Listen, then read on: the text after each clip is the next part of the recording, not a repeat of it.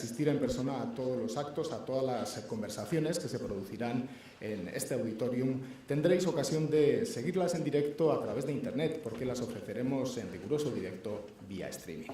Eguneroko ekitaldi guztien zerrenda ematea aski zaila eta luzea izango litzateke, beraz, honen bestez gaurko lehen mahai ingurua aurkezteari ekingo diot. En esta primera mesa redonda ahondaremos en la relación que existe entre la literatura y el cine. Por la tarde, lo he dicho en euskera creo, hemos proyectado dos películas adaptadas, El mar, de Agustí Villaronga, y La vida mancha, de Enrique Urbizu. Ambos directores reflexionarán de la influencia que tiene el cine en la literatura y viceversa. Para ello contarán con la colaboración, con la ayuda del conocido guionista Jorge Garriga Echeverría y del escritor Fernando Marías. Creo que me están escuchando aquí detrás, por tanto me gustaría que con un aplauso les diéramos la bienvenida, que tomen asiento ya con todos vosotros y vosotras, Agustí Villaronga, Enrique Urbizu, Jorge Garriga Echeverría y Fernando Marías. Beraiekin uzten zaituztet, mila esker.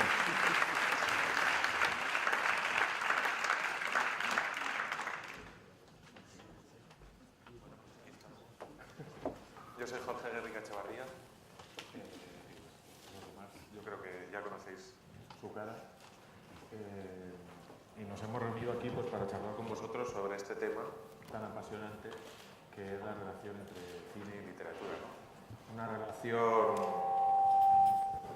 problemática, una relación extraña de amor-odio en la que bueno, pues, nosotros hemos tenido durante nuestra carrera la oportunidad de tener esa experiencia, ¿no? de meternos en el trabajo de otra persona e intentar hacer nuestro propio trabajo, ¿no? Que es algo bastante loco y bastante extraño, ¿no? Es como trabajar con la cabeza de otra persona y con la tuya a la vez e intentar que de ahí salga algo que contente a todo el mundo. Quienes estamos aquí, bueno, en mi caso yo he hecho varias adaptaciones, quizá la más conocida sea la de Zelda, una adaptación problemática, como todas, pasar de una novela narrada en monólogos interiores a una película complicada, pero que por suerte tuvimos la complicidad del autor a la hora de lanzarnos a ella, ¿no? Él, recuerdo que nos decía, bueno, mira, esto es como si eres un pescador, yo soy un pescador, he conseguido esta lubina maravillosa y yo quiero que los comensales la disfruten, entonces la dejo en manos de quien creo que son los mejores cocineros y yo ya me desentiendo de la lubina y ahora es vuestra. Y a partir de ahí es como empezamos a trabajar, ¿no? Intentando hacer nuestro ese material. En el caso de Enrique quizá no sea... Enrique es director, Enrique es guionista y en este caso, en su labor de guionista, aparte de sus propias películas, ha trabajado en otras, ¿no? Me parecía muy interesante que estuviera hoy con nosotros precisamente porque uno de sus trabajos que tiene que ver con esta relación, con la adaptación, con el mundo de la literatura, pasarlo al cine, bueno, fue El Club Dumas, una novela, digamos, lo que nosotros podemos entender en España como un bestseller, ¿no? Una novela que estaba en la mente de muchos lectores que ya se habían hecho una idea, que tenían muy claro los personajes y que cómo coges ese material y les das tu propia visión y haces que no sea una decepción, ¿no? Pero en el caso, además en este caso, Enrique no trabajaba para sí mismo, como suele hacer, sino que trabajaba para otro director, ¿no? Me parecía muy interesante precisamente tener esa visión de alguien que tiene que ponerse, digamos, en el otro lado de guionista, pero además para trabajar para otro, ¿no? Para satisfacer, digamos, la visión que el director tiene que acabar dando de esa adaptación. Y luego nos hablará un poco de ello. En el caso de Fernando, yo creo que lo cubre todo, ¿no? Porque Fernando, en primer lugar, está aquí porque cubre el cupo de autor, es un escritor, pero además es guionista. Entonces, en su caso, se da el hecho curioso de que él ha adaptado a otros, ha sido adaptado y también se ha adaptado a sí mismo, ¿no? Tiene esa triple faceta que me parece muy, muy especial y que yo creo que nos puede también decir muchas cosas, ¿no? Sobre cómo puede uno ver su propio trabajo a la hora de transformarlo y a la vez entenderlo cuando lo que está transformando es el trabajo de otro. En el caso de nuestro amigo Villaronga, yo creo que es uno de los directores con mayor personalidad del cine español. Me parece que es, digamos, lo que nosotros consideramos un autor, propiamente dicho, del cine, ¿no? Sin que tú no lo seas, ¿no? Quiero decir, alguien con un universo propio muy identificable y digamos, con unas obsesiones muy concretas que se reflejan en toda su obra, ¿no? Sin embargo, lo que me parece curioso, y por eso le he invitado a que viniera hoy a hablar con nosotros, es que esa personalidad y esas obsesiones y ese mundo tan propio lo ha desarrollado en algunas ocasiones a partir de adaptaciones, a partir de lo que él ha extraído, de la visión que ha conseguido dar a la obra de otro, a una novela, ¿no? En el caso del Mar o en el caso de Panel, ¿no? Que es su última película.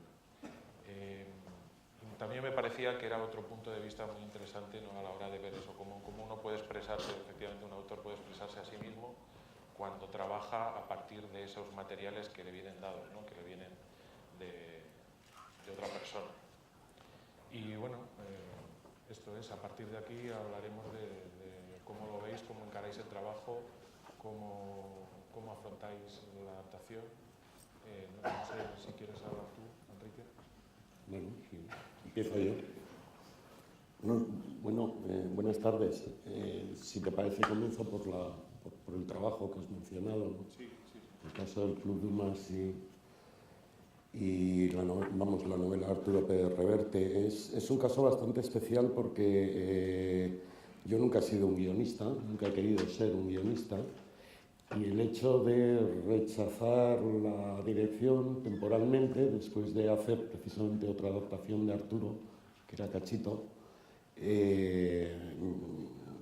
la providencia, en forma de productor, me colocó en la tesitura de adaptar. Yo entendí bien con Arturo, no habían tenido éxito con el anterior guionista que había intentado adaptar el Club Dumas y me lo ofrecieron a mí, y ante la perspectiva que yo no tenía ningún proyecto para dirigir y demás, me pareció, pues bueno, unos estudios bien pagados, ¿no?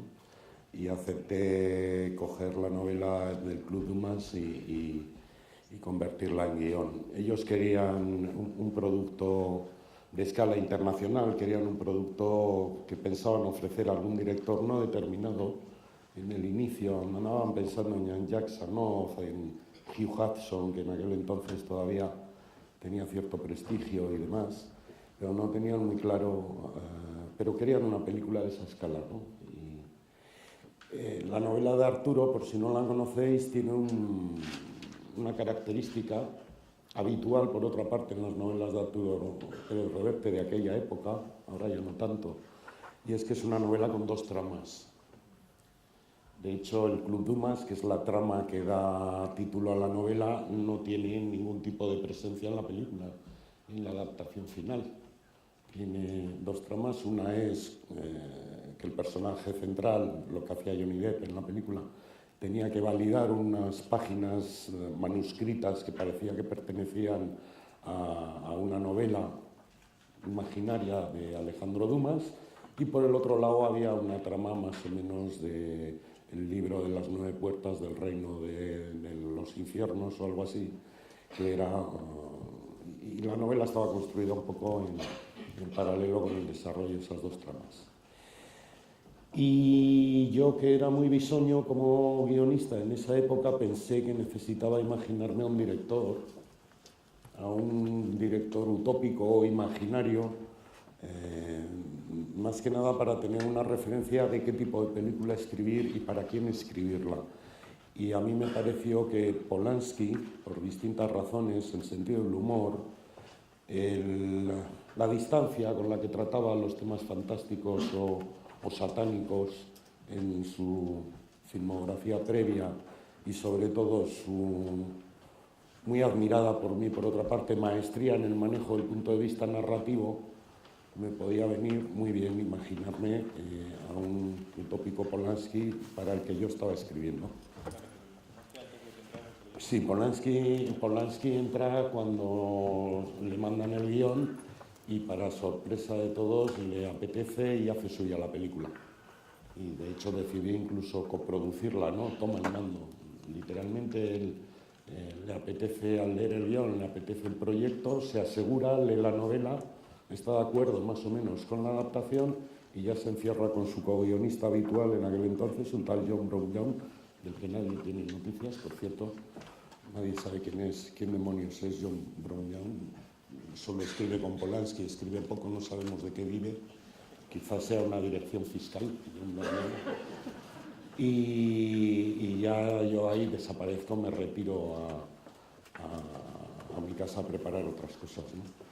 Y esa labor de convertir dos tramas en una, de tratar de utilizar parte de los personajes de la trama del Dumas para que fuera útil en la trama del libro sagrado este de las 9 puertas y demás, yo siempre la he definido como una labor de fontanería. Y si miramos el diccionario, la fontanería es el arte y el oficio de reconducir las aguas. Entonces, claro, lo que un personaje iba por aquí, luego bajaba por aquí, y luego subía al tercer piso, eso que era de la trama, por así decirlo, A del Club Dumas, había que cambiar esas tuberías para que fuera por la trama de la 9ª puerta, ¿no? Fue una labor técnica, artesana, delicada y luego estaba ese Polanski imaginario para el que estabas escribiendo porque tenías un punto de vista narrativo que era el personaje de Johnny Depp. En la película solo se ve y se escucha aquello en lo que está presente el personaje de Corso, de Lucas Corso, que es el protagonista y demás. Y bueno, fue un ejercicio, ya te digo, bastante aleccionador, que luego sí que me ha dado tablas para luego tener cierta confianza ya mayor a la hora de sentarme a escribir otras cosas, ¿no? Pero es curioso que siendo tu director no adoptaras casi automáticamente el punto de vista de decir, bueno, ¿cómo lo haría yo? ¿Cómo lo llevaría yo? Sino que preferías ponerte en la cabeza, no te veías en ese género. Yo no sé si hubiera dirigido el Club Dumas. Sí, pero bueno, a la hora de escribir, a la hora de ponerte a hacerlo, yo me sentía más... pensaste que era mejor no poner ahí como esa figura... Hombre, yo sabía que ellos tenían intención de hacer una superproducción europea y que nunca me lo iban a ofrecer a mí. Entonces dije, bueno, por lo menos que se la ofrezcan a este que es buenísimo, ¿no? Y sonó la flauta, la verdad es que se lo mandaron a Polanski, le gustó a Polanski. Y luego, curiosamente, lo que hicieron Brown Young y Roman fue limarla un poco de violencia, y Young era un poco más violenta, y la chica no volaba, no tenía elementos fantásticos que sorprendentemente para mí le incorporaron, ¿no? Y de hecho la primera vez que vi la película acabada se me quedó la cara, experimenté esa sensación de guionista, de qué demonios han hecho estos hijos de con mi guión, ¿no? Y luego ya con el paso del tiempo la verdad es que me siento muy satisfecho con la película y con... Pero es el primer momento, ¿no? De ver... El primer momento sí es curioso, te cabreas. Porque además es como si todo parece como que... No lo puedes ver normalmente, ¿no? Solo parece como que todo salga. Eso no era así. Eso tampoco era así.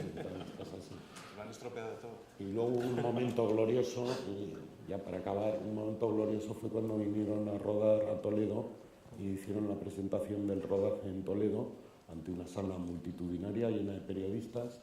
Incluso había un reportero adolescente que era el reportero del Club Disney, vestido de mosquetero. En la película no sale un mosquetero por ningún lado, pero habían leído el Club Dumas y mandaron al niño del Club Disney vestido de mosquetero, con sombrero, con pluma, florete y de todo. Polanski flipaba. Primero el alcalde de Toledo, en aquel entonces, era un señor del PP y antes de salir al escenario le estuvo explicando a Polanski la luz del Greco. Estuvo explicándole a Polanski la luz del Greco, que también flipaba. Polanski debía estar alucinado. Johnny Depp no aparecía porque estaba en Madrid cenando con Almodóvar, con lo cual estaba tostado, pero de verdad. Y luego apareció Pablo Carbonell, de Caiga quien caiga, haciendo preguntas satánicas y demás. Y esa misma noche me volví a Madrid porque me iba a quedar a ver el rodaje al día siguiente, pero en cuanto encontré a alguien que volvía a Madrid, me subí en el coche y cené en mi casa y ya intenté no volver a aparecer por el rodaje de la película nunca más. En cuanto a la relación con Pérez Reverte, que es, digamos que es conocido por su virulencia cuando no le gusta lo que ve. Pérez Reverte es En aquella rueda de prensa de presentación de Gitano en el que Sí. empezó diciendo que aquello era una mierda. Y decía que hasta estaba como alucinando diciendo, pero está hundiendo la película. Bueno, pues, un poco también había hecho ella bastante por hundir la película también, ¿no? Digamos que si hay un autor que tiene fuerza, que puede Sí, imponer Polanski, un criterio digo, y que la productora le tiene que escuchar, no puede ir en contra de él ni tenerlo claramente serio. Reverte es muy marine y protege, con un arma en los dientes, protege sus adaptaciones y demás. Lo que pasa es que luego a algunas, cuando no le gustan, se ve obligado a dejar de defenderlas y se queda ahí un poco en un papel, en una tierra. Yo creo, hace tiempo que no hablo con Arturo, ¿no? Pero me imagino que habrá aprendido a dosificar sus energías y yo creo, luego esto Fernando nos lo podrá explicar mejor, ¿no? Pero si vendes los derechos y cobras una pasta y tal, lo mejor que puedes hacer es desaparecer, ¿no? Porque si vas a estar ahí, dale que te pego todo el rato y estar encima y demás, ni vas a hacer tú, ni vas a dejar que hagan los demás. Asumes que has vendido el libro, se va a transformar en una obra que tiene todo el derecho del mundo a distanciarse mucho del material original y a no ser que seas tú el guionista y el director y el actor principal, pues no vas a poder ejercer el control al 100%, ¿no? No sé si ahora Arturo seguirá. Yo tenía la ventaja de que con Arturo me entendía bien y teníamos confianza. Y un día, revisando el guión, esta es una anécdota que suelo contar mucho porque es mi aleccionadora. Revisando el guión y tal, que nos fuimos una semana a Cádiz, estaba ahí, a ver, esta escena, tal cual, no sé cuántos. Y dice, esto, y digo, hombre, Arturo, eso ya se entiende, ¿no? Esto es, creo que es obvio, ¿no? Y dijo, no. Tú escribes siempre como si fuera para idiotas. Dice, ya, pero que esto que lo ha dicho Polanski, que lo va a dirigir y tal. Nene, para idiotas. Y bueno, me quedé con aquella copla, ¿no? Sí, hay que escribir para idiotas, o sea, que se entienda inequívocamente y unidireccionalmente el texto, ¿no? Entonces, si lo vas a dirigir tú, puedes considerar que tú no eres un idiota y que entiendes lo que estás escribiendo, ¿no? Pero bueno, ese recuerdo tengo de la colaboración con Arturo. Yo no sé cómo lo afrontéis vosotros o qué pensáis, pero yo creo que en mi caso, por ejemplo, a mí mi primera adaptación fue con Alex de la Iglesia, de la novela de Barry Gifford. ¿Ahora se oye? Pues yo creo que cuando empiezas por primera vez a adaptar obras de otros, digamos, lo primero que tienes que quitarte es el miedo, ¿no? El respeto, el reverenciar al texto, el pensar, yo creo que hay que entender muy claramente que esa obra está ahí, existe, es lo que es un libro y tiene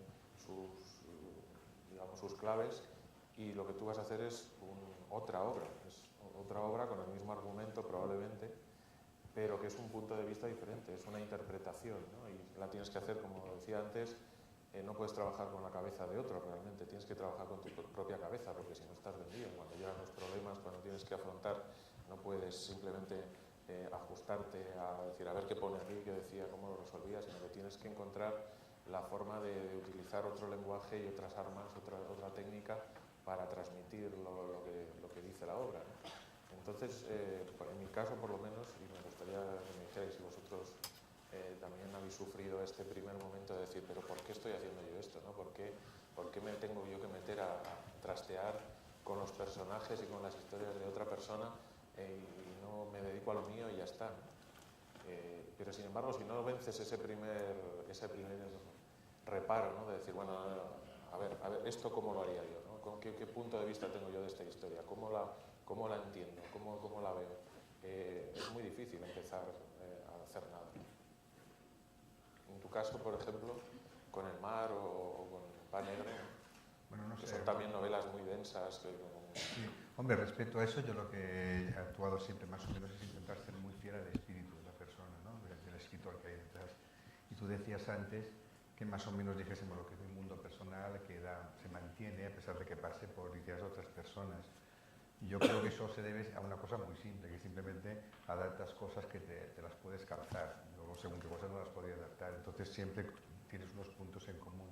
Creo que eso, no sé, que eso es la manera de trabajarla.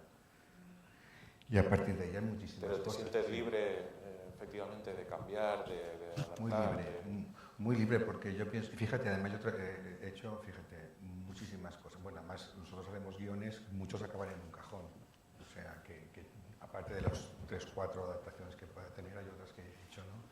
Y generalmente los escritores han quedado muy contentos, afortunadamente. Bueno, 3 de ellos están vivos, o sea que podría hablar con ellos. Sí, porque y entonces sabes si están contentos o no con lo que has hecho, ¿no? Se siente. Y todo que están muy modificadas.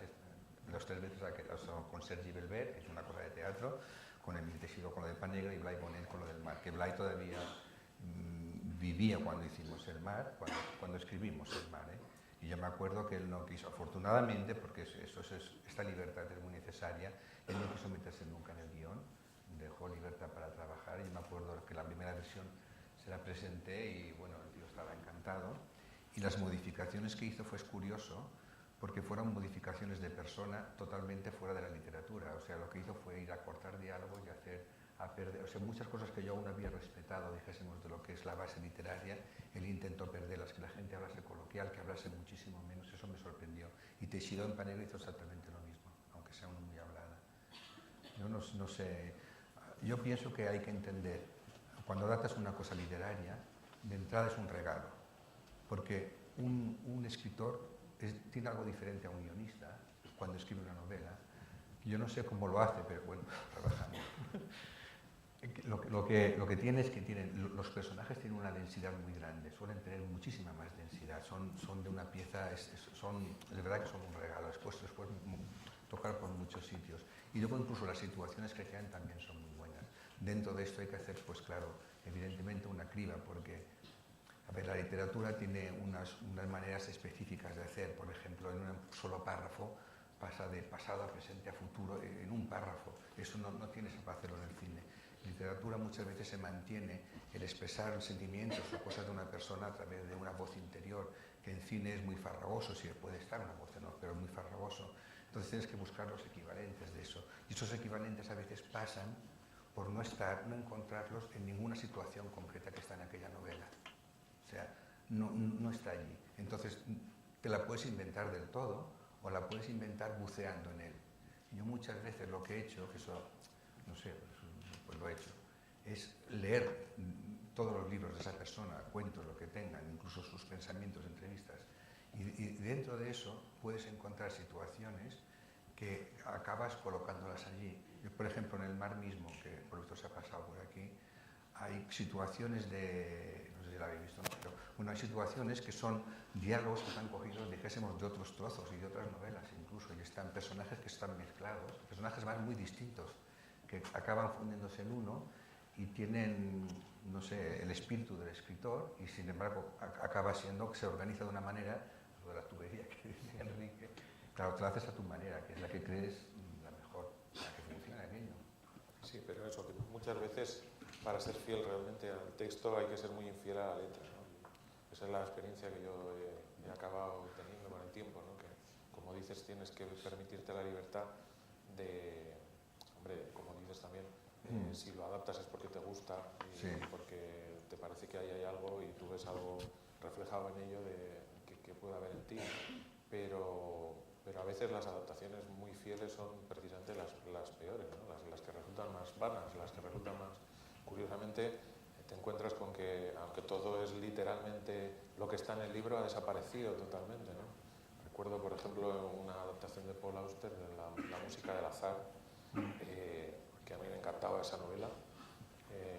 No recuerdo ahora el director, pero era absolutamente literal, o sea, seguía la novela paso por paso y es como si hubiera desaparecido absolutamente toda la magia, todo lo que tenía de distintos niveles, de fantástico, de todo. Había quedado totalmente aplanado, ¿no? Porque efectivamente no se había reconducido, no se había trasladado al lenguaje de cine, sino que simplemente se había puesto en escena, ¿no? Como ocurre muchas veces también cuando se intenta hacer una obra de teatro y dicen, bueno, vamos a hacerla en cine, entonces vamos a airearla, ¿no? Esa idea de que el problema de que sea una obra de teatro es que todo es en un solo escenario y entonces si salen un rato y van en coche y luego van hablando mientras andan por el supermercado, ya es cine, ¿no? Y no es así. Normalmente también el teatro, aunque sea en un género dramático, tiene otras reglas y otros mecanismos, otra forma de expresar las ideas y de desarrollar los personajes que no funciona en el cine. No funciona por mucho que los pongas a pasear y dar vueltas. Necesitas eso, como dices, buscar otras situaciones que equivalgan, que le den al personaje esa... Sí, porque el teatro básicamente informa con los diálogos. Claro. Ahí está toda la información, no es visual, es una información de texto. Entonces, aunque hablen en un supermercado, no dejan de hablar, informándote.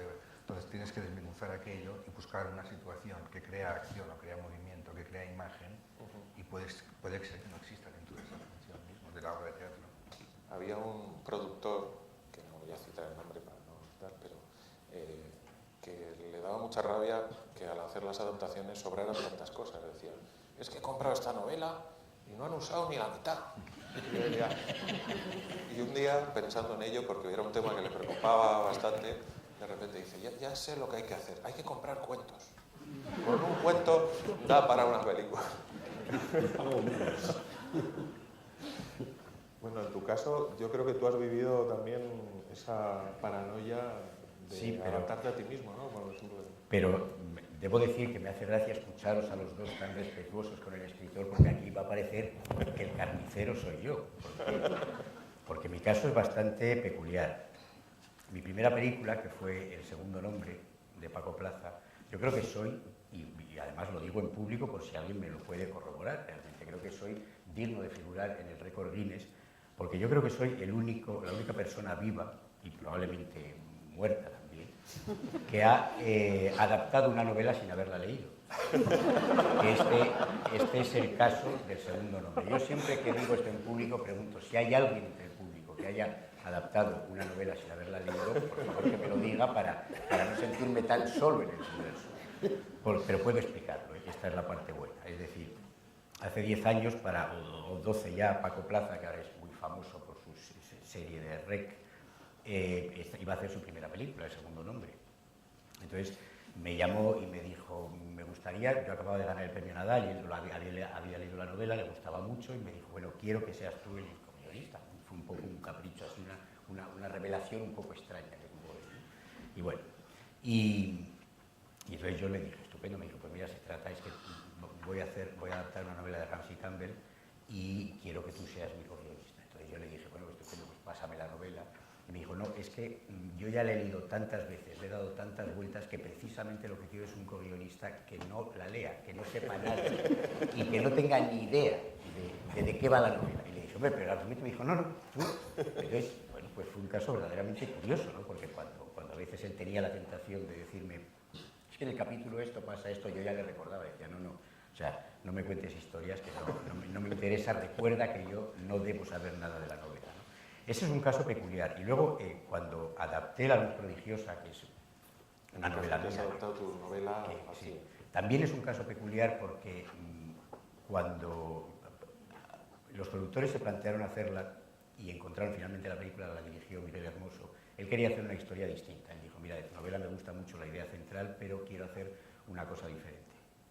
Entonces planteamos buscar otro guionista y planteamos buscar un guionista que partiera de cero y tal. A mí me apetecía mucho hacer esa historia, aunque es una novela a la que tengo mucho cariño, me apetecía mucho estar en el guión, pero él me dijo, es que realmente quiero cambiarlo casi todo. Y ya un día se sinceró y me dijo, mira, es que en realidad quiero cambiarlo todo. Yo creo que tal vez este productor al que te referías antes, pues podríamos habernos puesto en contacto, ¿no? Y entonces a mí me apeteció la idea de enfocar la novela de otra manera, es decir, hacer una adaptación reventando por completo la novela, partiendo de la idea central y construir a partir de ahí otra historia diferente. Y en el último caso, pues, bueno, todavía no puedo hablar, el último caso es la novela Invasor, que conoces bien a los productores porque has trabajado con ellos, y entonces la película la terminaron de rodar hace un semanas. Y entonces ahí se da un caso diferente porque yo no he leído el guión, lo cual me parece que está bien, quiero decir, que yo esa figura, ese tópico que existe a veces del novelista que se obceca, que dice es que quiero leerlo, es que quiero cambiar, es que quiero opinar. A mí me parece que cuando escribes una novela ya es una gran alegría y una emoción que venga otro creador y diga, oye, he leído tu novela y me gustaría transformarla en obra de teatro, en pantalla, o sea, me parece realmente emocionante, o sea, que alguien con lo que cuesta hacer una película, con el tiempo de tu vida que lleva hacer una película, se fije en lo que tú has escrito para ponerlo en la pantalla, ¿no? Con lo cual yo no tengo ningún inconveniente en ceder esos derechos y decir, bueno, pues luego que hagan lo que quieran, ¿no?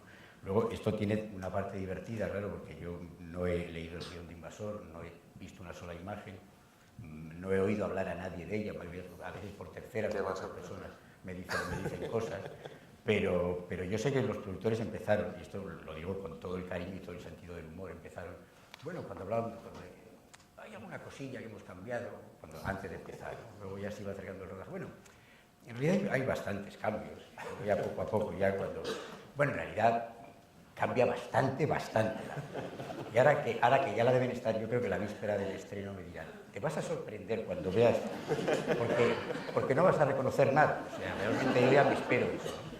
Pero creo que esto es muy importante, de verdad, es decir, creo que la principal función del novelista debe ser decir, a ver, si yo confío, como es mi caso, es decir, los productores creo que son sobradamente y demostradamente solventes, a mí Daniel Calparsoro, que es quien la dirige, me gusta mucho su cine. Cuando confías así, yo creo que es muy bonito dejarse, ¿no? Decir, bueno, pues que hagan ellos lo que quieran con eso. La teoría de la lubina, ¿no? La teoría de la lubina, sí, efectivamente. Creo que es lo mejor. Pues en esto que comentabas de adaptaciones extremas, yo tuve también una en el que pasó algo así.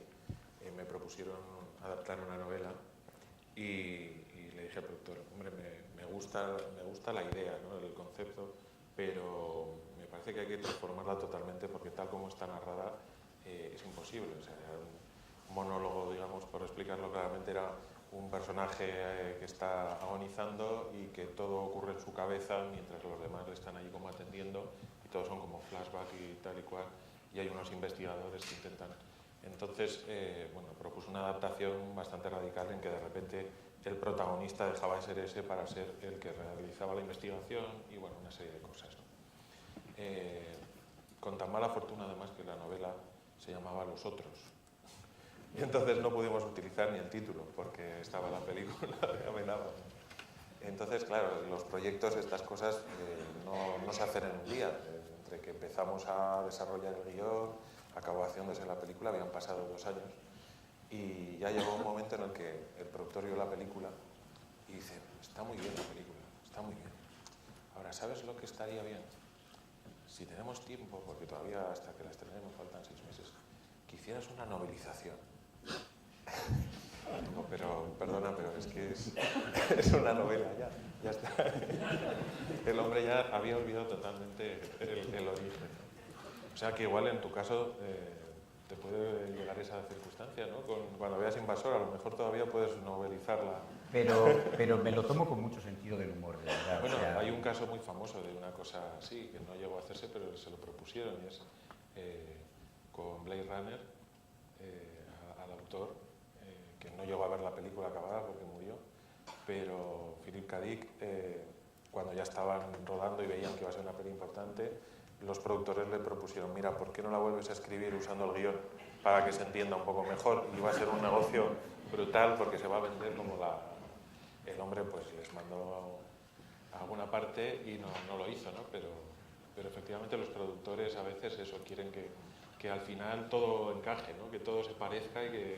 Pero de todas formas yo creo que también la propuesta doble para el público al final la más interesante es cuando la película y la novela se parecen lo menos posible, es decir, porque siempre puedes decir como novelista, mira, mi novela es distinta, me puede gustar o no, creo que la adaptación es legítima porque a ver, te compran los derechos y a mí me dijeron, oye, queremos comprarte los derechos de esta novela para hacer nuestra mirada sobre esta historia, por lo tanto ya está. Pero siempre puedes decir, aunque no te guste, puedes decirle al espectador, ya que has visto la película, pues ahora compra también la novela, ¿no? Y lee la novela y tienes los dos puntos de vista. Yo creo que el novelista en realidad es un espectador más, privilegiado probablemente, pero un espectador más de esa película que se proyecta. Hombre, de todas formas es una lástima que todavía no la hayas podido ver, ¿no? Para que nos pudieras contar cuál es ese primer... Estoy temiendo que tú ya la has visto, a lo mejor, y ya ves. No la que me vas a dar tú la exclusiva y decir, pues mira, no se parece en nada porque el título que iba a ser Invasor ahora se va a llamar de otra manera, ¿no? No la he visto, todavía no he podido Pero verla. yo leí. ¿Ah, sí? Sí, tú no sabes nada de eso. Sabemos todos más que tú. Y en el caso de eso, de tu propia adaptación de ti mismo, claro, también eso te liberó bastante, ¿no? Porque el hecho ya de decidir, bueno, voy a empezar de nuevo, voy a rehacer la historia, Te libera te mucho. quitó esa obsesión por tener que... Es que eso de perder el miedo que dices, además yo creo que hay una cosa muy curiosa que si se produce en los dos casos, había otro, evidentemente una persona que la iba a dirigir. Yo creo que esto es un poco en realidad malvado por quien escribe, que no está previsto que vaya a dirigir, pero yo en ambos casos, tanto en El segundo nombre como en La luz prodigiosa, tenía la percepción de que la responsabilidad última era del director, que era la persona con la que yo estaba trabajando en el guion. O sea, de alguna forma, yo creo que tú te liberas mucho más cuando eres el co-guionista, adaptador o como lo queramos llamar, para inventar, porque sabes que al final hay un último luchador que se va a enfrentar al monstruo del rodaje y de la película, ¿no? Es una especie como de decir, yo invento disparates y luego ya te verás tú con ella, ¿no? Creo que hay algo de eso.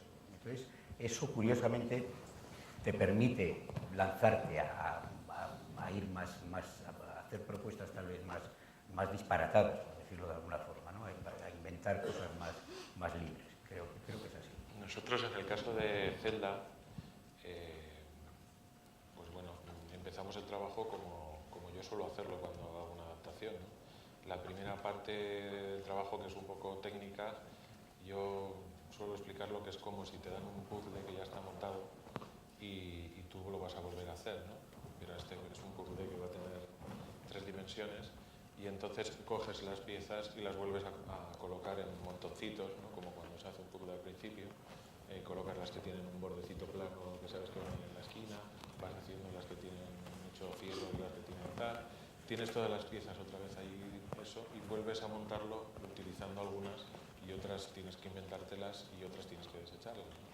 Entonces normalmente empiezo haciendo, digamos, como una escaleta de la novela, del mismo modo que yo lo hago cuando hago un guión propio, ¿no? Que empiezo por hacer una descripción de acciones, sobre todo acciones que van dando como toda la progresión del relato. Entonces voy, digamos, desmontando la novela y haciendo una lista de todas las acciones y de todos los pasos que van teniendo la trama. Y entonces a partir de ahí, cuando ya lo tengo todo eso, vuelvo otra vez a planteármelo cómo lo voy a hacer en cine, cómo lo voy a expresar y como si ya fuera parte de mí, como si yo hubiera hecho esa escaleta. Y en el caso de Zelda, que la escribí con Daniel Monzón, hicimos esa parte y empezamos el trabajo. Evidentemente, desde el comienzo todo se transforma, ¿no? Porque, pues eso, como os decía al principio, la novela está hecha en monólogos interiores, cada capítulo es el punto de vista de uno de los personajes que van hacia atrás en el tiempo y vuelven a recordar parte de lo que ya se ha narrado. Entonces, nosotros pues no utilizamos esa estructura y empezamos pues con la entrada de ese protagonista que llega a la cárcel y teníamos que hacer la presentación de mala madre y todo lo demás. Entonces fuimos haciéndolo, fuimos avanzando, fuimos definiendo al personaje, fue cogiendo mucha fuerza. Es un personaje además que es muy teatral, que intenta dominar también a esa prisión, como es un espectáculo lo que él hace, ¿no? Maneja la fuerza pero también el humor, maneja distintos elementos para mantener a esos presos un poco bajo su mando y nos fuimos enamorando, ¿no? De este personaje. Hasta que llegó un momento en el que fuimos a nuestra lista de nuestra escaleta y empezó a haber algo ahí, una serie de acciones, una serie de decisiones que estaban en la novela que no podíamos hacer. Es que mala madre no haría esto. Y empezamos a pensar, esto tiene que ser de otra forma, tenemos que cambiarlo. Claro, empezamos a pensar, ¿qué va a pasar? ¿Qué va a decir el autor? Y de hecho, pues lo que hicimos fue consultarle. Mira, hemos llegado a este punto y estamos pensando en cambiarlo todo. O sea, vamos a cambiar el final y vamos a ir por otro lado porque tal como nosotros vemos al personaje y creemos creemos que es fiel a lo que tú has hecho. Pero yo estoy convencido de que él no haría esto. Y como os decía, si tú no lo ves, es imposible que lo hagas, porque entonces no puedes juzgar lo que estás teniendo en tus manos. Y bueno, tuvimos la suerte que él nos dio toda su confianza y dijo, mira, lo que os decía, ¿no? La novela está ahí, vosotros hacerlo, confío y bueno, por suerte efectivamente le gustó el resultado, ¿no? Tanto que cuando lo vio salió de la sala. Bueno, en la novela la verdad es que el desarrollo de las cosas es bastante distinto, porque en Mala Madre hay un momento en el que cuando le dan la información efectivamente de que este hombre no es un preso, sino que digamos que por una serie de circunstancias está ahí infiltrado, decide aceptar la propuesta del gobierno y entonces va contra el protagonista. Y nosotros nos parecía que eso, que en la moral de Mala Madre eso no podía ser así, ¿no? Que él no podía aceptar, por mucho que el otro le hubiera traicionado, no podía aceptar las componendas de los del gobierno que le pedían que acabara con él y que a cambio de eso le iban a sacar de la cárcel. Entonces, bueno, pues en la novela efectivamente ocurre eso, digamos que hay esa traición, una lucha, una serie de cosas, y Mala Madre sale de la cárcel, ¿no? Y en la película, pues Mala Madre pues lucha mano a mano con el otro hasta el final y acaba pues eso, herido y demás. Y cuando el escritor vio la película, salió y dijo, veo ya el comienzo de la segunda parte. Y bueno, no sé, tendrás que adaptar un poco el final de la primera porque tal como lo tienes, no encaja mucho.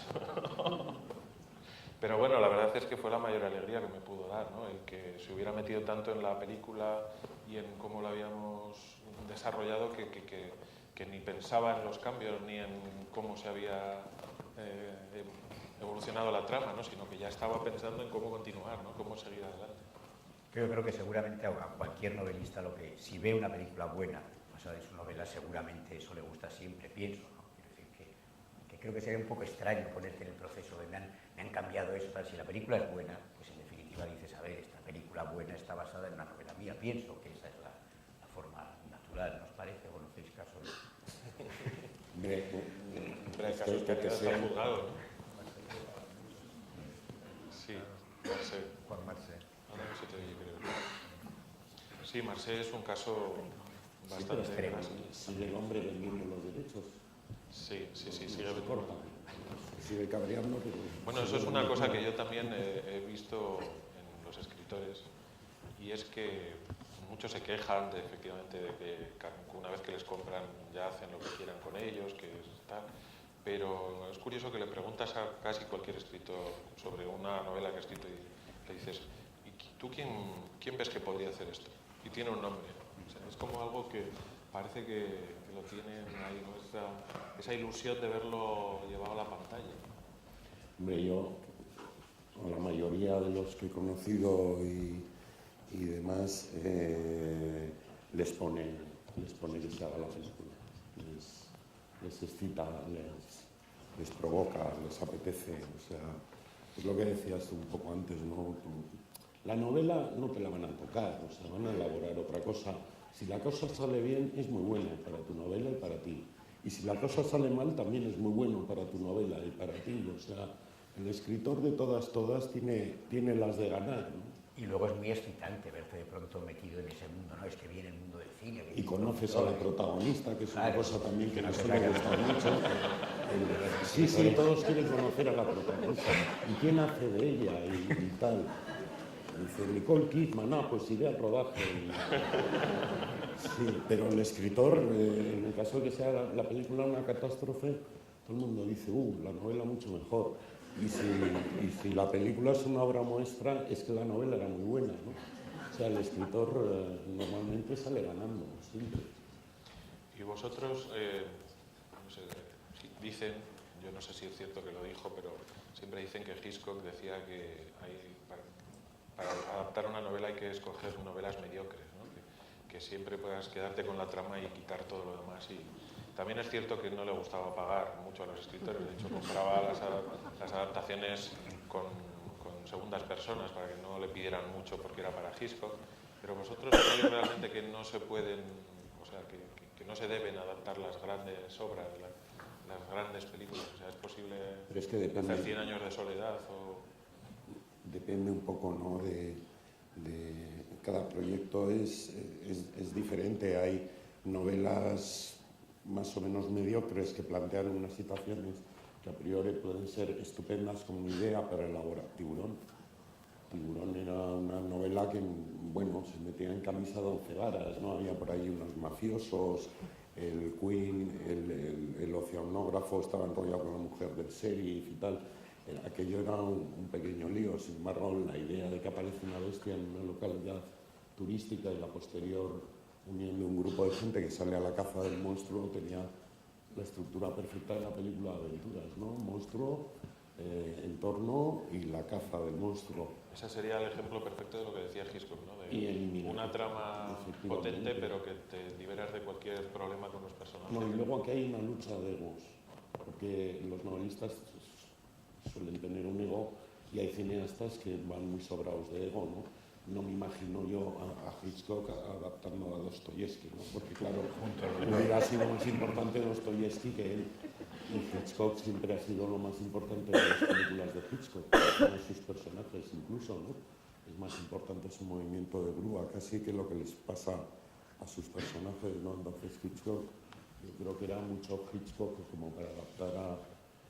Sí, encaja con que quisiera adaptar a más o menos gente mediocre o desconocido. Ha habido otra gente más humilde que no ha tenido ningún problema en atreverse con grandes nombres de la literatura, ¿no? De todas formas, las grandes novelas, lo que sueles tener que hacer al adaptarlas es reducirlas, ¿no? Jibarizarlas, y te quedan como pequeñitas, como... Ahora con el nuevo formato televisivo y que lo que te da es pues tener 6 o 13 horas para desarrollar personajes y demás, yo creo que se puede ser más ambicioso, pero tradicionalmente el cine de Hollywood, si pasaba ya de las 2 horas, la película ya empezaba a ser un poco peligrosa para la taquilla y para los horarios comerciales de las salas y demás, ¿no? Coges Guerra y Paz y la tienes como que comprimir, ¿no? Mientras que el pulp, la novela más baratilla, que además solían tener osadías argumentales y demás más radicales, pues siempre ha sido más atractiva, ¿no? Para la adaptación quizás que Tochacos. Claro, Guerra y Paz la dejas en 90 minutos, es un pecado mortal, ¿no? Sí, o luego hay cosas que son esencialmente inadaptables. Por ejemplo, un momento de Borges no se puede adaptar. Yo creo que no se puede adaptar haciendo algo que merezca la pena. Es decir, tú coges el Inmortal, por ejemplo, y dices, bueno, para adaptar esto es que no, por mucho que tuvieras todos los medios del mundo, probablemente no podrías lograr transmitir lo que transmite Borges en su cuento, ¿no? O la Metamorfosis, por ejemplo. Es que, claro, la esencia y la magia que tiene la novela, ponerla en una pantalla es tan difícil que yo creo que hay algunos libros que sencillamente no se deberían hacer. Probablemente no tiene carece de sentido común abordarlo. Creo. En el caso de... Tú tienes una adaptación que no se ha llegado a ver en el cine, pero que yo sé que trabajaste en ella durante muchos años y que le tenías un cariño muy especial, la novela de Rodoreda.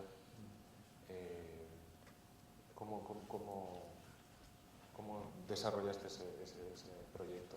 Era una novela también muy ambiciosa, tenía un mundo fantástico, muy especial.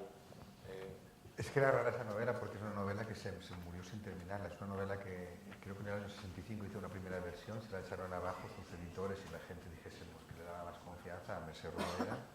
Entonces ella estuvo durante 20 años reescribiéndola y cambiándola, no sé qué, total, se murió y sabíamos... La muerte de la primavera se llama. Entonces, además estuve yo a punto de hacerla, incluso estuve, era muy cerca del rodaje. Pero bueno, pues igual. Entonces, en el trabajo, al momento de ponerse a trabajar, pues claro, aquello era un lío, porque la propia mujer del editor lo que había hecho era componer los papeles, entonces tenía, creo que había 4 partes en la novela, la primera era común a todas, pero luego la segunda iba por 2 caminos distintos, tercera y cuarta cambiaban, no tenía final, era un poco un desastre, era maravilloso, pero bueno, entonces adaptar eso fue entonces mucha gente, fíjate, que le gustaba más, los que habían leído el guión, que tampoco son mucha gente, le gustaba más que la novela, porque claro, estaba más ordenada, era como mucho más asequible, ¿no? No creo que fuese mejor. Y luego fíjate lo que ocurre cuando trabajas, y eso a mí me pasa también, ¿no? Que como te metes tanto en el mundo del escritor, acabas mimetizándote en su estilo. Y yo me acuerdo que ahora me da vergüenza un poco de leerlo, el guión, porque tenía el estilo de la Rodoreda, ¿sabes? Pero claro, le pillas un poquito, es como, a lo mejor un poco disfrazado si quieres, pero lo hace sin querer. Que ella tiene un estilo muy especial, ¿no? Porque escribe siempre como muy imprevisible, como si fuese un niño, lo hace todo muy simple y dice cosas fantásticas. Entonces dice, bueno, esto hay que dejarlo muy simple, entonces haces frases muy simples siempre y funciona al estilo suyo, ¿no? Y bueno, de la muerte a primavera, pues ya está, pues es una cosa que se puede hacer. ¿Y no te planteas recuperarlo? Es muy difícil. Bueno, muere el proyecto Bueno, es un proyecto que a mí me gusta muchísimo, pero no sé, pienso que a lo mejor, fíjate, es como Gangs of New York, la película de Scorsese, ¿no? Que estuvo tantos años, que era la que más deseaba de hacer y luego le salió muy mal. Y fíjate, a lo mejor es una cosa que de un tiempo pasado y ahí no sabes nunca. no se puede recuperar. Sí, no, además, fíjate, las cosas vienen como vienen. Yo realmente casi no he adaptado nada que lo haya adaptado por mí mismo, todo es de encargo. El mar no, el mar la luché como para meterla, pero lo demás, para negro no podía hacerla. No sé, un poco te has de amoldar a cómo vienen las cosas, ¿no? Y bueno, tú tienes otra adaptación con una persona que va a estar aquí dentro de poco, ¿no? Es una novela de Almudena Grandes. Sí, perdona, es que se me va el micro este.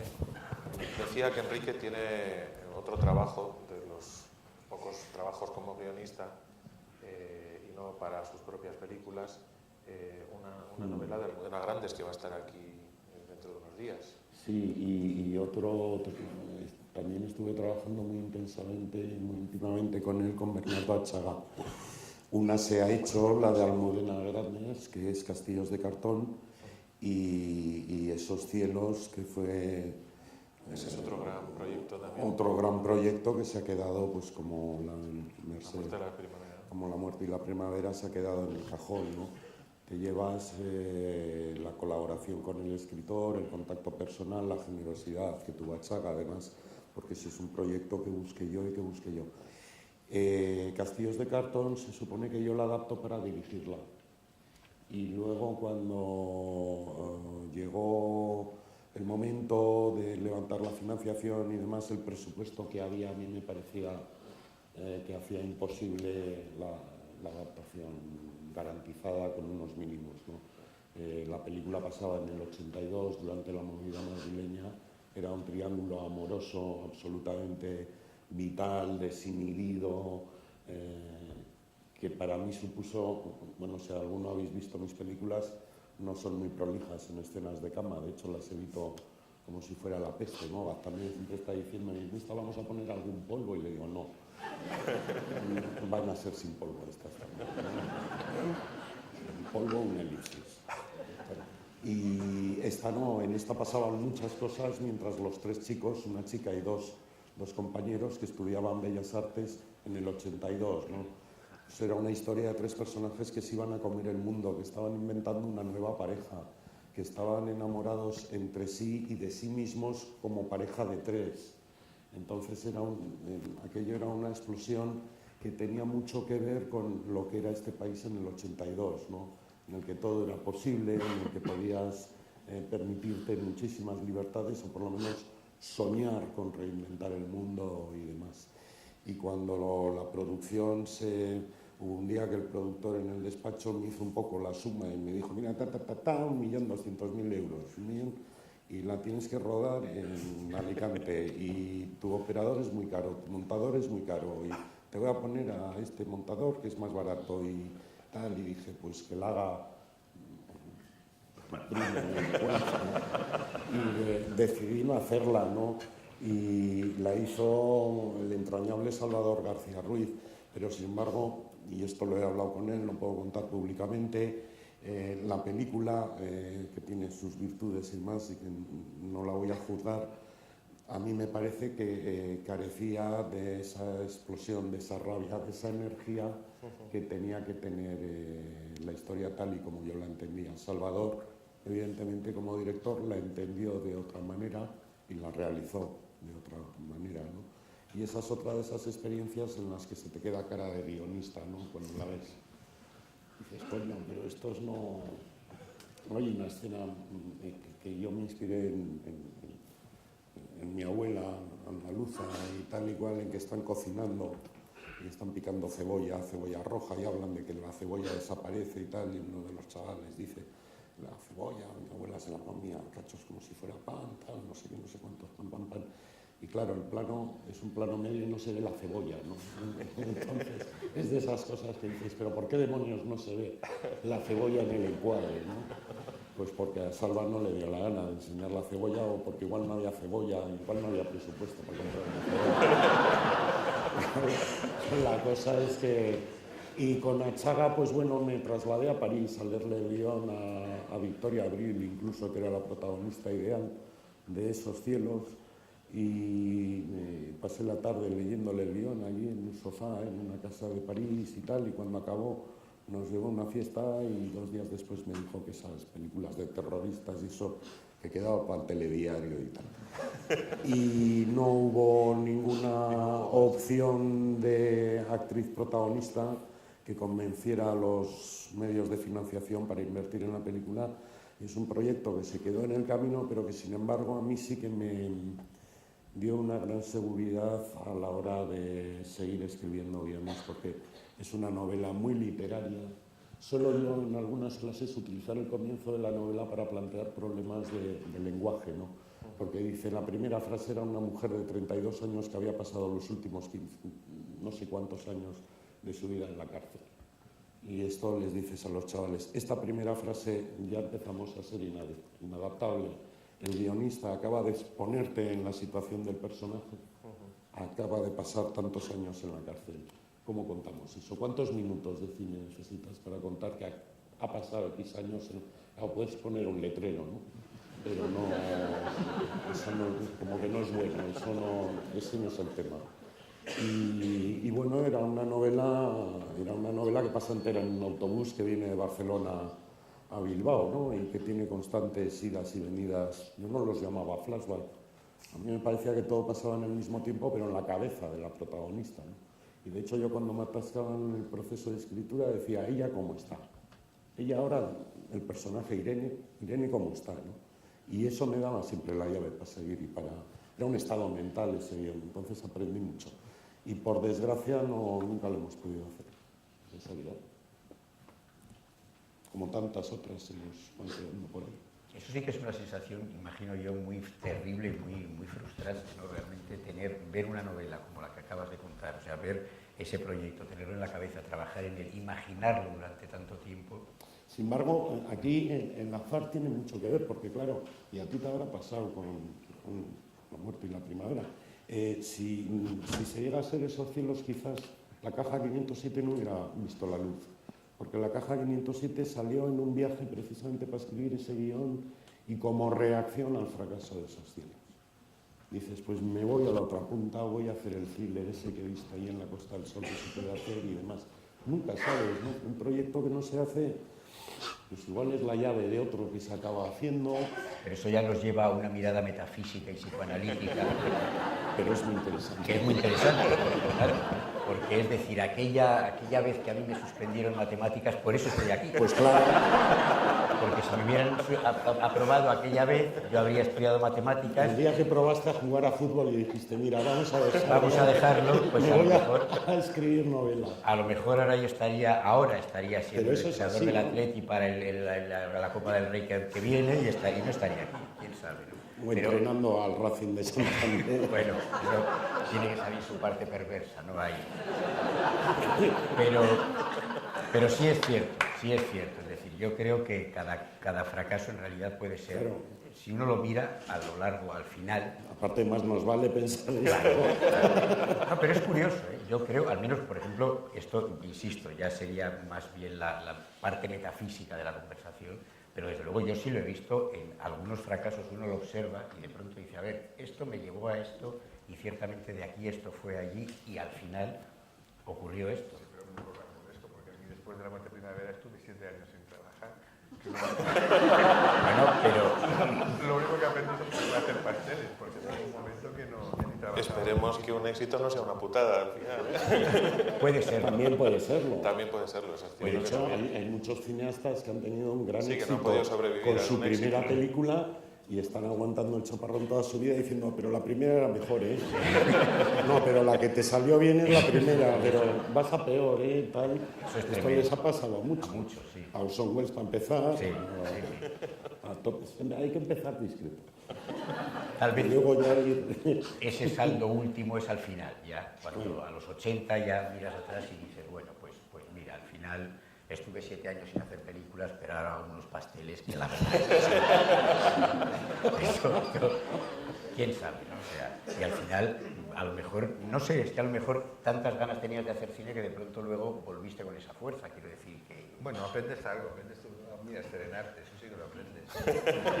Bueno, claro, con calma, ¿no? Yo suelo decir en la escuela de cine que tendrían que poner una asignatura que es como sobrevivir entre película y película. Porque es una pregunta que se repite, además, tú entre película y película, ¿de qué vives?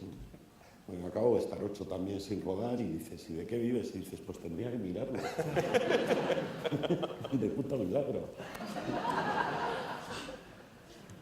Ya para terminar, antes de que dejemos un momento para que nos hagan alguna pregunta, si la hay, yo quería preguntaros una cosa y es, hemos hablado mucho, el cine se ha nutrido de la literatura desde el comienzo, pero ¿vosotros creéis que el cine ha nutrido a la literatura de alguna forma? ¿Que realmente ha habido un camino de vuelta, una influencia en la forma de narrar en la literatura que sea destacable y que tenga su origen en el cine o en lo audiovisual? Hombre, para mí, desde luego, sí. Es decir, yo tengo muy claro que provengo del cine. Es decir, creo que todas las personas probablemente que estamos aquí, no digamos ya la gente joven, es decir, lo primero que vemos son imágenes de una pantalla, de alguna manera u otra. Entonces, yo creo que eso tal vez no ha influido directamente en la literatura, pero sí en los escritores, de tal manera que indudablemente se puede decir que ha influido en la literatura, ¿no? Yo, vamos, casi puedo recordar, o al menos mi madre lo ha novelizado mucho después, la primera vez que yo fui al cine a ver El Álamo en el Cine Buenos Aires de Bilbao, que yo iba caminando por la ciudad gris, lluviosa, con coches horribles, con gente vestida de gris, y me meto a ver una cosa con música, caballos, colores, tal, que claro, ahí estaba yo en la arriba del Buenos Aires, en la fila, agarrado a la barandilla, que cuando acabó mi madre se odia El Álamo, porque acabó, era sesión continua, y yo me dijo, ya se ha acabado, vámonos, y dije, yo de aquí no me muevo, y por mí ahí serviría, ¿no? Pues claro, ahí fue una fascinación tan grande que cómo no va a haber influido en todo lo que he hecho. Yo creo, en mi caso concreto, que ha influido mucho más el cine que la literatura en quién soy y en lo que escribo. Yo pienso que sí, que no solo los escritores, yo pienso que también en la literatura, por ejemplo, Martín Amis o, por ejemplo, Alessandro Barico, tú lees pues ahora recuerdo Sin Sangre mismo, todo lo que te cae Sin Sangre, no hay ni un solo momento que sea como se entiende la literatura antes, es decir, todo está expuesto externamente, no hay nada que se explique a través de una voz interior o a través de... Es decir, se lo podía secuenciar directamente en cada trozo y hay mucha más gente que trabaja así. Pasteles American Psycho, es que muchísima gente. O sea que creéis que realmente es un camino de ida y vuelta, ¿no?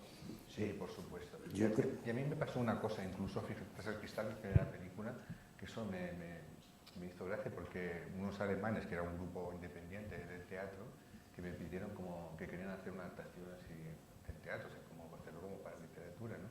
No sé qué han hecho porque, no sé, yo les di permiso, pero claro, como depende de otras cosas, pero eso a mí me gustó muchísimo, porque es lo que hablábamos antes de si un escritor le da miedo que le da, pero a mí me encanta, que Teresa Cristal me gusta mucho como película y me pareció fantástico que una gente joven allí en Alemania decidiesen hacer, además en Alemania, conociendo esa película, me parecía estupendo. Lo que han hecho ya no lo sé, pero... Yo sí creo que hay un determinado número de escritores que además yo creo, no sé si ingenuamente o muy astutamente, pero que han descubierto que el tener una cierta forma cinematográfica y tal, ayuda a una mayor digestión por parte de los lectores, ayuda a vender, ¿no? Ahora, yo como cineasta sí creo que el cine tiene que luchar de alguna manera por distanciarse de la literatura y buscar su camino en lo exclusivamente cinematográfico, ¿no? La importancia del encuadre, la importancia de la composición, un leve movimiento de cámara en un momento dado, cosas que no pueden pertenecer ni al teatro, ni a la fotografía, ni a la música, ni a la literatura, ¿no? Entonces creo que como cineastas tenemos esa obligación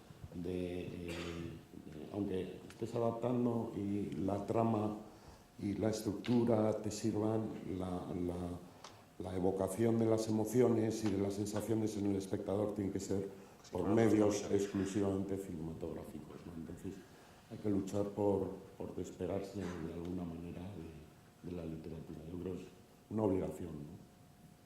Pues si queréis hacer alguna pregunta. No levantéis la mano porque no se ve nada. Hacer la pregunta directamente.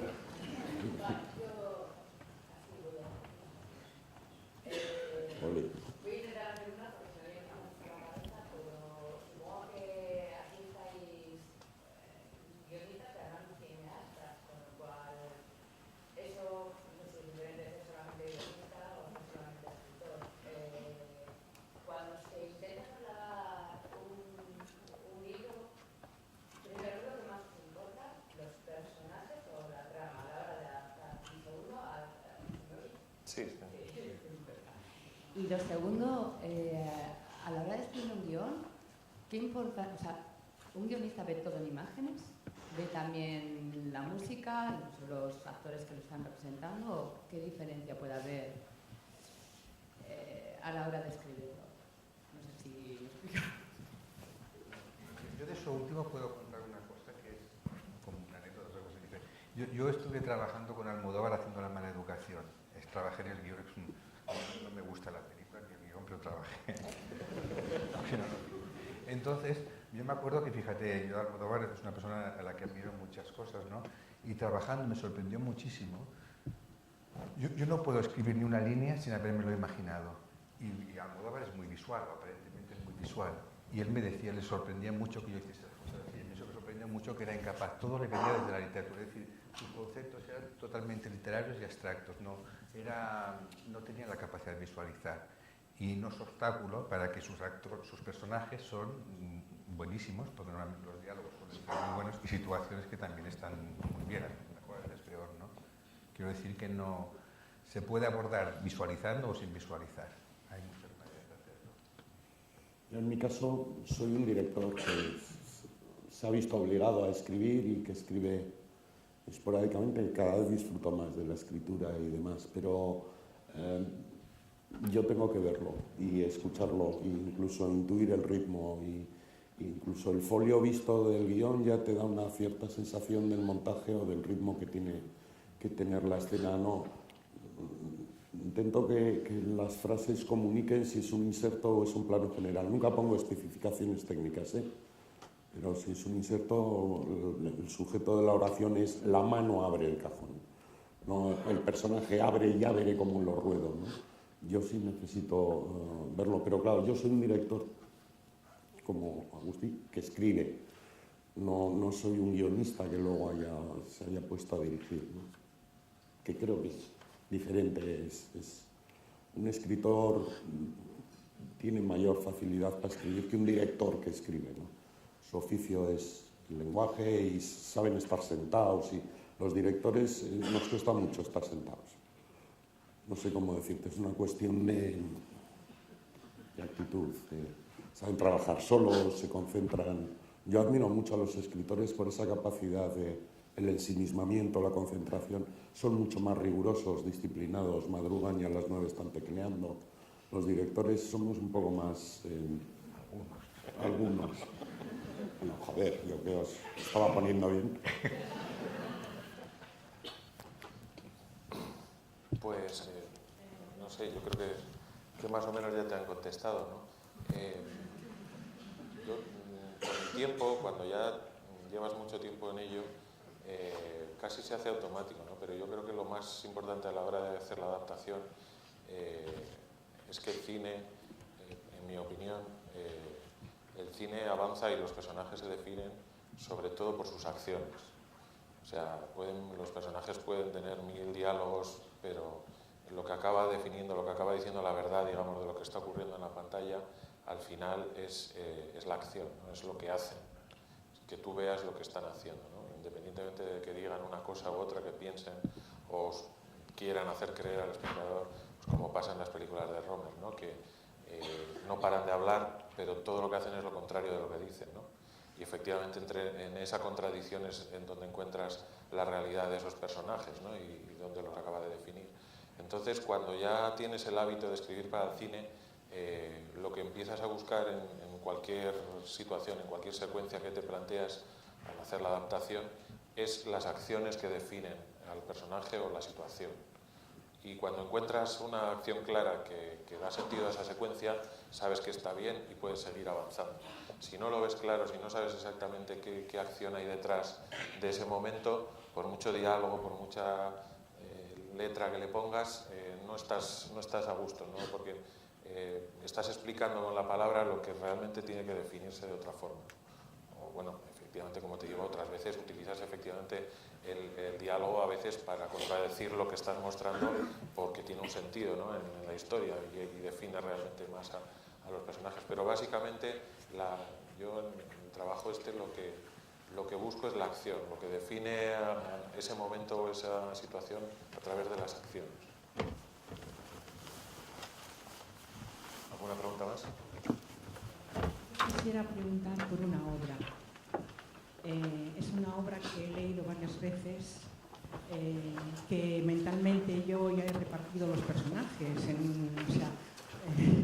incluso actores nacionales, actores norteamericanos, el protagonista, la madre, el jefe, la señora mayor de la oficina.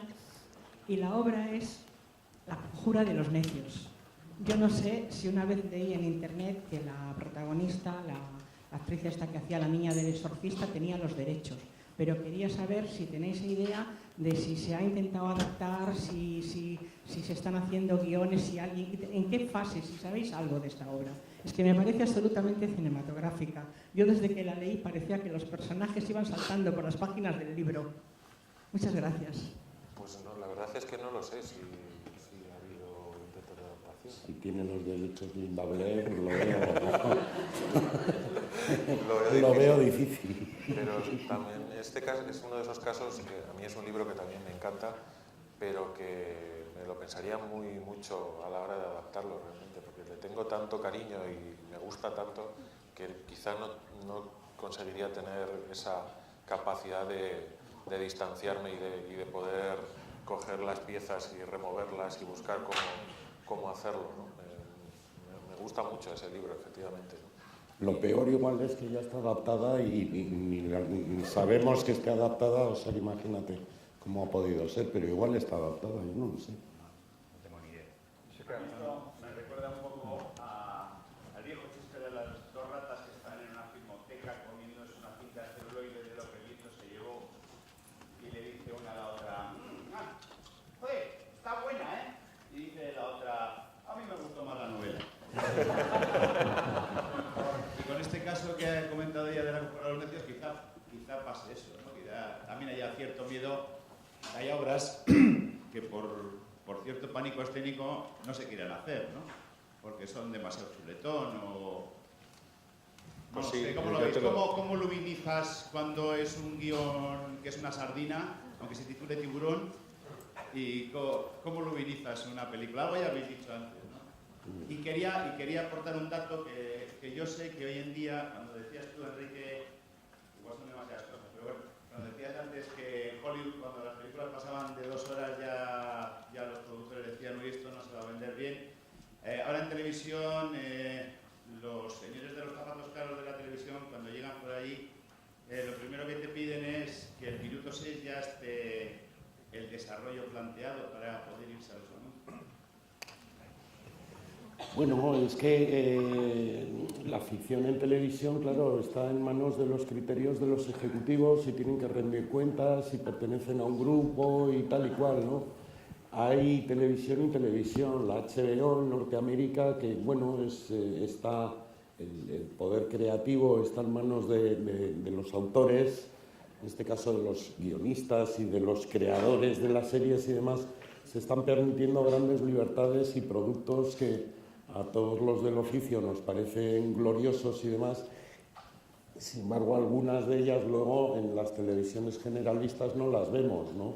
The Wire, por ejemplo, que es probablemente la serie que más veces se ha enunciado y por más gente distinta como la mejor serie de la historia de la televisión, pues no se ha dado en abierto en este país, y si se da en abierto probablemente tenga una audiencia desastrosa, ¿no? Entonces, bueno, son criterios los de la tele, claro, la tele no es el cine, ¿no? Entonces no sé qué decirte. Yo lo que no creo es en las plantillas, en que haya un diseño predeterminado que funcione y que a los 6 minutos tenga que estar planteado y que en el folio 20 tenga que venir el primer giro y demás. En ese sentido hay bastantes manuales de guión y de adaptación literaria y tal que pueden ser bastante útiles para estudiar un producto, pero que son una auténtica catástrofe como pretendas usarlos como manual de funcionamiento, ¿no? Hay un libro por ahí que es cómo convertir un guión excelente en un gran guión, cómo hacerte guionista en 13 cómodas lecciones, cómo conseguir llenar los cines y hacerte millonario en tu segundo guión. Todo eso a mí me parece peligrosísimo y morralla. Creo que son los libros que leen los de las teles, los de los zapatos, que dices. En un libro hace poco de David Mamet, Bambi contra Godzilla, desarrolla todo esto muy bien y tiene la teoría de que el cine americano comercial de los últimos años sea tan mediocre, la tienen la culpa los lectores de guión. Porque los lectores de guión trabajan para los ejecutivos. Entonces, guión que llega, ¿a qué se dedica un lector de guión? A evitarle riesgos al jefe. Todo lo que sea innovador, atrevido, nunca visto, arriesgado y demás es denunciado como potencialmente peligroso, ¿no? Y automáticamente pasan ahí la podadora y lo eliminan. Y entonces empieza a haber guiones que son casi todos, no iguales, pero sí con el mismo esquema estructural, ¿no? Y eso, claro, a la gente la aburre porque esto se vuelve previsible. Y como sea previsible, estamos muertos, ¿no? Y de lo de la sardina del tiburón no... Ya. Hombre, en general, yo cuando un productor empieza con cosas de estas creo que hay un problema con el primer punto de giro, ya tiemblo, ¿no? Porque es lo peor, los que han leído algún ya libro y creen que ya controlan y interpretan todo como que haya un punto de giro, quiere decir que estalle un coche o que pase cualquier catástrofe y de repente se vaya por otro lado. Es muy peligroso, ¿no? Efectivamente. La gente, por otra parte, pues lo que evidentemente los ejecutivos lo que buscan son como los ejecutivos de cualquier empresa, ¿no? Quieren fórmulas, quieren cosas que les den seguridad, ¿no? que sepan por dónde están. Es muy difícil contratar a una persona y decirle, bueno, tú sabrás lo que haces, yo es que no tengo ni idea, ¿no? Pero yo prefiero la vieja escuela casi de productores que lo único que tienen es instinto y que son espectadores, sobre todo, que no intentan descifrar cómo funcionan las cosas, pero tienen ese sentido común del espectador medio y que entienden que lo que a ellos les gusta le va a gustar a mucha gente, ¿no? Pero sin intentar meterse en imponerte ningún tipo de fórmula ni de cálculo, ¿no? Casi el ideal yo creo que es el productor. Hay uno que no voy a citar, pero que para mí era el mejor y era que producía como si fuera el bingo, ¿no? Y yo compro muchos cartones y como hacen la gente que va al bingo, sabes que si compras 6 cartones tienes más oportunidades de que te toque bingo que si tú compras un solo cartón. Entonces, pues es una cuestión de probabilidades.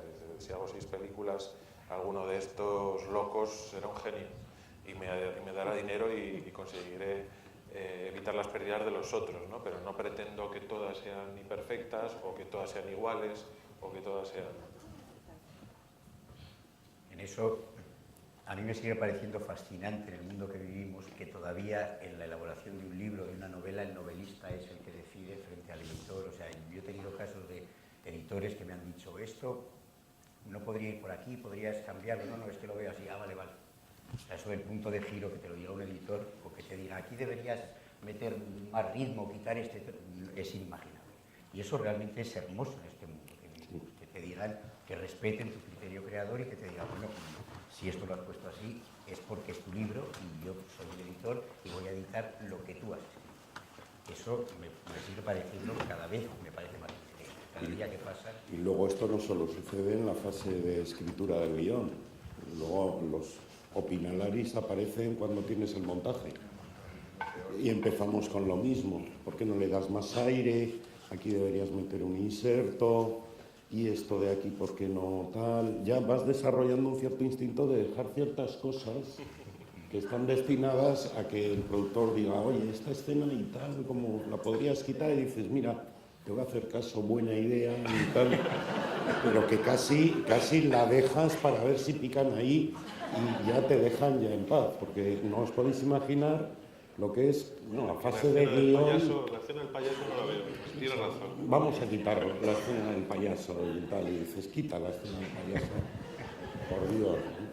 Nosotros, en el caso de Zelda, ocurrió una cosa también curiosa con eso, y es que ya se estaba rodando la película, estaban allí el director y todos encerrados en una cárcel abandonada, llena de ratas y de tal, rodando la película, y de repente le llama uno de los productores al director y le dice, necesitamos una reunión urgente. Vale, venga, pues voy. Quedan esa noche y le dice, mira, es que he estado con un distribuidor internacional que esté interesado, bueno, le pasa el guión, le ha encantado. Y lo único que dice que no puede acabar así. Que es muy deprimente que muera él.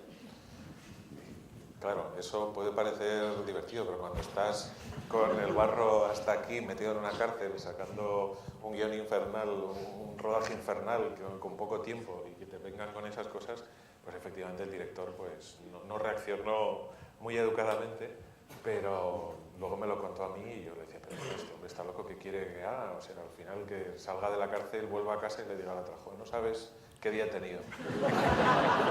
Si yo te contara. Son cosas que a mí me hacía gracia porque esa situación la había visto en una película que hablaba del mundo del cine en Hollywood, que ocurría también que decían, y en vez de que muera el protagonista no se puede ir de la ciudad. Pues bueno, pues eso ocurre, ¿no? De repente te encuentras, claro, eso te hace también plantearte, bueno, entonces esta gente, todo este famoso desarrollo que hemos hecho, todos estos meses, las discusiones, todo lo que hemos... ¿con qué se ha quedado, no? O sea, si ahora le da lo mismo porque ha dicho un señor de Francia que está muy bien todo, pero que no muera, ¿con qué se ha quedado de la historia, no? ¿Que realmente le interesa, no le interesa? Claro, te hace ponerte... Si no tienes seguridad en ti mismo o en lo que tienes entre manos, te pone de los nervios. Habéis comentado... ¿Se oye, no? Sí. Habéis comentado que, bueno, hay muy pocos casos como caso excepcional habéis puesto a Juan Marché, de gente de escritores que se han quejado públicamente de las adaptaciones. Yo recuerdo un caso muy sonado en el mundillo que fue precisamente, creo, un familiar de Fernando, Javier Marías, incluso llegó a demandar al productor Elías Querejeta y creo que ganó el juicio, si no me equivoco, por traición al libro. Y luego, después de comentar esto, decir algo. Quería dos cositas. A Fernando preguntarle, yo recuerdo cuando presentó el libro El niño de los coroneles en Bilbao, que lo presentó Félix Linares y que le hizo una pregunta que le dijo que era bastante cinematográfico, que a ver si había posibilidades de adaptación. Fernando contó que ya le habían llamado 2 o 3 productores, contó una anécdota muy graciosa que uno le dijo no se lo vendas a este y el otro le dijo exactamente lo mismo del otro. Fernando hablaba de que lo veía como una coproducción internacional, incluso citó a algunos actores extranjeros, creo que veía a John Hart. Y bueno, me gustaría saber, evidentemente creo que no se ha hecho, si se llegó a vender los derechos, por qué no se hizo, en qué quedó. Y luego a Enrique, preguntarle qué novela de Chester Himes adaptarías, porque yo sé que te gusta mucho, sé que metes cosas de Chester Himes en tus películas, en Todo por la pasta hay cosas de... Bueno, está la escena de un ciego con una pistola, evidentemente no habrá paz para los malvados, también hay cosas de Himes. ¿Te animarías a adaptar una entera y cuál es tu favorita o cuál te gustaría? Gracias.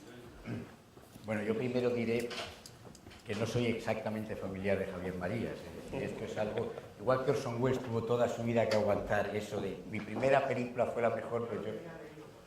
Claro, incluso yo lo he leído muchísimas veces. Suele ser muy habitual. De hecho, ahora cenan todas las Nochebuenas juntos, aunque no son familia. Suele ser muy habitual. Es que el padre de Javier y el mío tienen una remota relación. Yo no los conozco personalmente y Javier tiene un hermano que se llama Fernando, por lo cual hay dos Fernandos Marías en Madrid. Y además es que es un apellido tan peculiar que la gente siempre me dice, por ejemplo, siempre que veáis en El País un artículo sobre el Greco, no soy yo. Cualquier tema relacionado con la pintura, cualquier tema con aspecto de serio, de académico, es el otro Fernando Marías. Entonces, y ahora hay un Fernando Marías en Sevilla que es tocador de guitarra flamenca. O sea que poco a poco yo espero que algún día, si ya aparece un batería de rock, podremos formar un supergrupo de Fernandos Marías. Y yo creo que, bueno, eso algún día... Los Marías, ¿no? Incluso podéis hacer los Marías. Los Fernandos. O los Fernandos. Y desde luego os invito ya a hacer un documental sobre nuestra primera actuación cuando lo hagamos. Pero la película, la verdad es que me acuerdo muy bien de aquella presentación. No se llegó a hacer nada más. Yo creo que es posible que has citado... No, yo creo que hice caso a aquellos dos productores que les debía hacer, era tan ingenuo entonces que les hice caso a los dos y no se lo vendía a ninguno al final. Entonces los derechos no los llegué a... Pero no los llegué a vender porque era una película imposible. Sí hubo un productor, que no recuerdo, no es por no citarlo, es que no recuerdo. Sí hubo un productor que me dijo, es que la veo realmente complicada. Dice, tal vez la parte de París, incluso hizo algunas gestiones, o eso dijo, que había intentado hacer la parte de París en la Segunda Guerra Mundial y tal, pero al final aquello se quedó en nada. Lamentablemente. Claro. Hombre, es que sería carísima la adaptación. Claro, El niño de los coroneles James Cameron podría intentarlo, ¿no? O hacerla en blanco y negro, cámara al hombro y en digital, ahí en un sótano. En un sótano, un tío encerrado en una habitación, imaginándosela, pero vamos, es que es carísima. Sí, no, ahí se quedó. Hombre, Chester Himes es una presencia flotante, igual que Jim Thompson y algún otro escritor en muchas de mis películas, ¿no? De hecho, el otro día, enseñándole a una amiga una escena de Todo por la pasta, la monjita que interpretaba a Clara Badiola en la residencia de ancianos, que le dice, me voy a la cama a leer y tal. La novela que lleva es Correhombre, de Chester Himes, que sin duda es la madre un poco de la estructura de No habrá paz para los malvados, ¿no? Y, pues, hombre, una de las que transcurren en Harlem no debería ser yo, que la adaptara, de Ataúd y Sepulturero, pero tiene una novela pequeña que se llama Violación, en la que hay una acusación a un negro en París de violar a una blanca y demás, que esa la recuerdo especialmente factible, ¿no? Porque es además una historia mucho más europea y demás. Pero vamos, no, habiendo nacido en el Bronx, adaptaría a cualquiera de la serie de Ataúd y Sepulturero. Por Amor a Inmabel quizás sea la más divertida y la más vodevilesca y la más surrealista, ¿no? Hombre, pero eso en Cádiz se puede hacer. Eso en Cádiz, con un guitarrista, con los Marías. ¿Sabes que hay una adaptación ya? Sí. Para mí falló. Sé que la hay. Sí. Y lo que sí que he vuelto a intentar es adaptar a Jim Thompson y Jim Thompson murió pobre como una rata, pero sus herederos, por lo visto, están forrados y piden 400.000 euros solo para empezar a hablar, entonces pues no la vamos a poder adaptar. ¿Y cuál? Porque es mi escritor favorito. El Criminal. Llevo con el hermano de Fernando, con Luis Marías, fue mi socio en los comienzos aquí en el cine en Bilbao y con el que empecé a hacer películas y demás. Después de Todo por la pasta llegamos incluso a estar ya trabajando en ella sin tener los derechos para intentar convencer a algún productor. Luego intenté que Andrés Vicente Gómez la comprara y volvió de Los Ángeles diciéndome, te hablo de los 90, que era muy cara, y me trajo una camiseta que por desgracia he perdido, que era Jim Thompson saliendo de una alcantarilla encendiéndose un cigarro con una pistola mechero. Es lo más cerca que he estado de conseguirlo. Y lo he vuelto a intentar el año pasado. Y por fin ha habido una respuesta y era un pastón que, claro, con 400.000 euros el productor español ya se había caído de la silla, ¿no? Además, como me dijo Andrés en los 90, me dijo, sí, total, lo que cuenta esta novela pasa aquí también. No necesitamos pagarles a estos herederos hijos de puta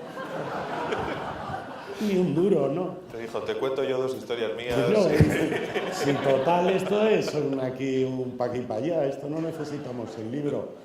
Pero bueno, pues ya lo hemos vuelto a desistir. De todas formas, el espíritu del criminal de Ian Thompson y tal, yo creo que está muy presente en algunas pelis que hemos hecho ya. Ojalá algún día lo consigas. Ojalá, gracias. Pues una última pregunta, si queréis, sí.